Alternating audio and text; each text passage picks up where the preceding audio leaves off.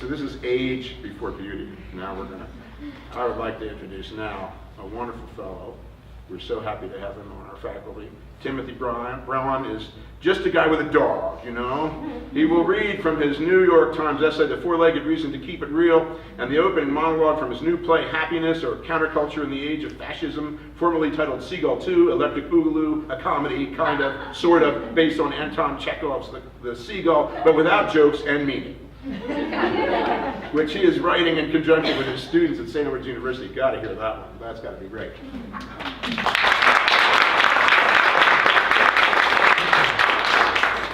After that introduction, I'm going to make some edits to what Alan just said. I was timing myself yesterday, and I was going very long. So I am going to read the essay for various reasons. I do have my play in my back pocket, so if you want to see me in the parking lot afterwards, I'll do all of the characters. Otherwise, I got a little grandiose. The essay is very special. I knew that Sasha would include some kind of a level of St. Edward's community, and this is a very community-oriented essay that I wrote. It has a lot to do with the people in the room. I do have a lot of Easter eggs in it that many of you will recognize, and I just happen to write down all the Easter eggs over here. So when I'm done on this essay, I will be happy to explain just a few of the Easter eggs and a few things that snuck up. But there's also a few maybe just coincidences for tonight. So this is called Stay Here, I'm Getting You Out, or Four-Legged Reason to Keep It Real. When I met the dog, he was sitting in a cage to my left as I entered a local animal shelter near the running path I frequent in downtown Austin, Texas. I had no intention to adopt a dog. I only stopped for a drink of cold water. Now, I don't run to stay healthy. I run to stay thin, and lately to blow off steam. I was engaged to be married, and the relationship with my fiance was getting frosty, with a lot of yelling and blame being tossed around. The volunteers at the shelters were shrewd. It was overcrowded with a high kill ratio, the highest in its history. As patrons walked into the caged areas, the dog on the immediate left was next on the chopping block, if no one adopted it. The dog after that was next, and so on and so on and so on and so on. He's half husky, half Australian shepherd, the girl said, as the dog in the second cage looked at me with one blue eye and one brown eye, while wagging his tail. Tired from running and the Texan heat, I got a cup of water and sat under a tree with the dog. He was friendly, but didn't listen to a thing I said. Sit, I said, and he licked my face. Come, I said, and he walked away. After a few minutes, he curled up next to me and put his nose against my knee. I thought maybe he would make for a good running partner. Now, I'm a low-rent playwright and professor. I travel and have little time or money for a pet. But out of curiosity, or God knows what, I took a look at the dog's file. He had been abandoned and abused by an old woman. Her reasons, Dusty keeps following me around my house. Well, at least he wasn't dangerous. I placed a hold on Dusty while I thought about how much damage he could cause my life. I would need a pet deposit for my apartment, chew toys, food, dishes, shots for him. Well, I teach twice a week in San Antonio, so I would need a dog walker for those days, someone I could trust with the key to my place. The dog was nice, but having a dog would be like having a kid. Again, I thought maybe he would be a good running partner. Well, the next day came, and I had an important deadline for a grant and better things to do, like buy food for myself. The dog would find a home. I went to the grocery store only a mile from the shelter and promised myself I would drop by his cage only to say goodbye. But when I peeked in, he was curled in a ball on a rubber cot, sleeping and shaking as he dreamed. But he woke quickly, and with one blue eye and one brown eye, he looked at me. Stay here, I said. I'm getting you out. He didn't turn out to be much of a runner. He stopped to eat every dead bird and piece of trash he could find around my complex. His favorite was pizza crust. One day, he got sick vomited a sweet-smelling brown substance on my rug, and then passed a Snicker bar wrapper that night. People in my neighborhood would ask if he was a wolf, usually men walking pit bulls. Too many of them asked if he fights. He seemed fearless, so I started calling him Danger. Days later, I met my friend John at an all-you-can-eat Indian buffet. John had a trying week. He had bought a house, his wife was pregnant, and their dog was gravely ill after eating a tennis ball that was now stuck in his stomach.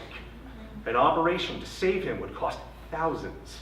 Our lunch date was the first time I had left my new dog alone, and my imagination began to run wild. I decided to start a bank account for doggy emergencies, medications, surgeries, or any unforeseen tragedies. I called it his college fund. When I came home, a thin letter was in the mail.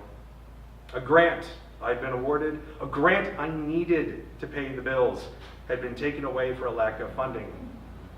I wanted to drink, I wanted to punch the walls, but the dog didn't care. The dog wanted to go outside, smell things, poop, and play with me. He licked my face as I cried over that lost grant. I gave him some peanut butter and snuggled with him in front of our television that night. I couldn't drink in front of him. And I couldn't drink in any case because he needed me to get up early so he could walk and eat pizza crusts. The dog kept me grounded. That winter, my fiance and I were fighting. We were always fighting. But she invited me to her family's home near Houston, an area affiliated with NASA, hoping our relationship would get better. Her mother asked that we keep the dog confined to a room with an uncomfortable white tile. Because of this, we used every excuse we could to take the dog on to the dog park within 30 miles. My fiance and I never fought around the dog or at the dog park. On Christmas morning, I realized I forgot to get the dog a gift, but we escaped to the park, and he played with an older German Shepherd that limped, owned by an old Russian man. Every Christmas, Sasha and I come here to have bones, he said. She is my best friend. She is really my only friend. I understood exactly what he meant. I imagine he was a former Russian spy or ex-Soviet scientist who defected here during the Kennedy administration to make miracles and build rockets to the moon. Here, you'll take this, said the Russian, pulling a bone from his coat pocket. It is Christmas present. From me and Sasha. She is too old for bones. Danger! Come and thank him, I said. He ignored me while wrestling with Sasha. 2 days later, we got back to Austin, and I bought a bed. Since I was 13 years old, I had always slept on a futon mattress I threw on the ground. I went to IKEA and found something low to the ground, so my dog could get in easily, even when he is old, like Sasha. This was compensation for that tile floor. A year later, my fiance told me she was pregnant with another guy's kid. She had done nothing wrong. We had stopped fighting, almost stopped speaking. We had been on a break. At least, that's what I kept telling myself. But when I found out, I wanted to drink and punch the wall. The dog didn't care. He wanted to go outside and play, and we did. And if we hadn't, I probably would have drank myself into the ground. Danger licked my face as I cried, and we snuggled while watching movies. 2 days later, there was a bang on my door at 2 o'clock in the morning, a man screaming for Carlos. I told him he had the wrong place, and if he didn't leave, I was calling the cops. The man ran away, and Danger was nowhere to be found. I finally found him behind the old sofa, trembling. People ask if you were a wolf. So much for fearless, so much for danger. The next morning, I called John and asked him who his real estate broker was. It was time for a real home in a better neighborhood, at least for my dog. I never liked the idea of buying a home. It seemed like, well, buying a bag of wet concrete and tying it to my ankle. Quickly, I learned banks didn't like the idea of me buying a home either. But I did have enough ammunition to buy a condo All I wanted was a small, quiet place with windows low to the ground so danger could see out while I was away teaching. Our broker found exactly what I had asked for, complete with a dog park on the premises. My friend Michael repainted the place for us. And I even bought an IKEA sofa that was low to the ground too, so we could watch TV together in comfort and ease. I didn't even have to dip into the dog's college fund. I have a heart murmur now, and I can't run. Getting a little fat. I get pizza every Friday night when my dog and I watch TV together. I call it movie night, and the dog eats my crusts. He never makes it through a whole movie. He falls asleep with his nose against my knee, shaking as he dreams. And when it's time to move from the sofa to the bed, I have to call him. Dusty, come. And he does. He only comes, I finally realized, when I use his real name.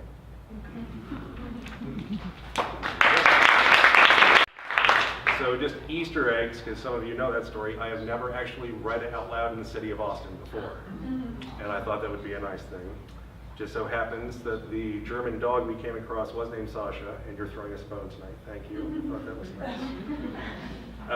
Let me see here. A couple of the Easter eggs. Mary Wrist was actually in the first draft of this because I adopted Dusty 10 years ago, 1 week before I came to my first orientation at St. Edward's, where I had to leave another adjunct to go walk Dusty because I couldn't find a dog walker. That other adjunct at that meeting, her name's Carrie Fountain. Yeah, she's done nothing. You guys have John, who had the pregnant wife, who just had the dog that ate the tennis ball. That is the husband of Caroline Morris, who helps all of our students get Fulbright fellowships. My former fiance, thank you, she and I, she did have a kid, and she will be 7 years old in May. The father happens to work for our theater program and is a very close friend of mine. Dusty and I are the godfathers of the kid, which, by the way, I think is pretty irresponsible, but that's fine. I mean, I don't wear pants, and he's a dog. That seems pretty ridiculous to me. Since I wrote that piece, it was Mike Yang was sitting next to me when my phone lit up. We were at a bar after a freshman studies meeting that we had with Lynn, and I got a call from my agent saying it was just published, which was a nice thing. So Mike was there, I guess, with me when it was just published.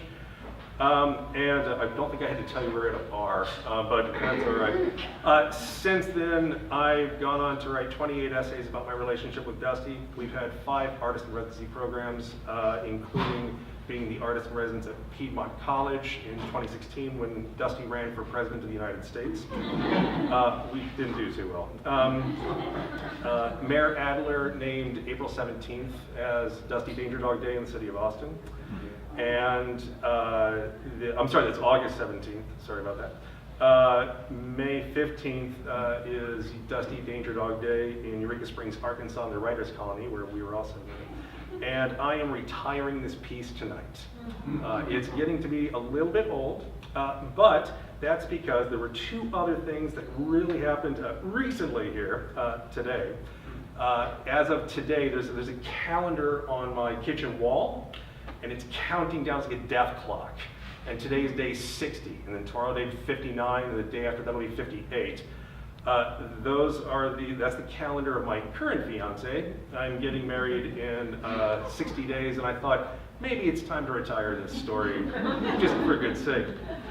The person who was marrying us was my first dean here, Father Lou Bersati. I told Lou, I'm not getting married unless you pull the trigger. He kind of laughed at that. Also today, I'm no longer going to be teaching in San Antonio. I will only be at St. Edward's starting next year. I cleaned out my desk at 7 o'clock this morning in San Antonio. And which means I will also be looking for interns because I'm going to collect all of the stories, and starting next year, I'm going to compile these into a book. And I'm hoping the students will help me out if they want a little bit of help in that department. Any questions, comments? You guys want to hear the play? No, you don't want to hear the play.